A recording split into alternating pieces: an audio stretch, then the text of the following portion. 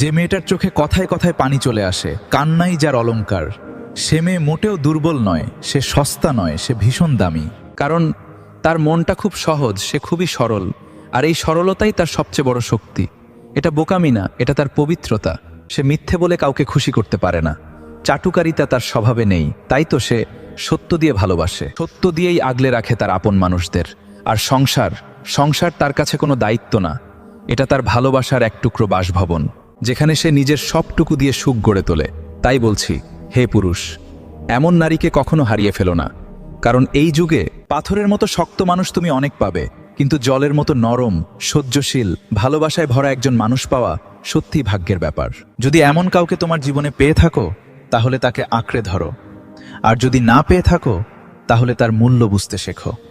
যারা খুব জোরে জোরে চিৎকার করে, তারা আসলে ততটা ভয়ঙ্কর না, কারণ তাদের রাগ, তাদের অভিমান সবকিছুই চোখের সামনে স্পষ্ট থাকে। কিন্তু প্রকৃত ভয়ঙ্কর তো তারা, যারা চুপচাপ আসে, কানের কাছে এসে আস্তে আস্তে ফিসফিস করে কথা বলে।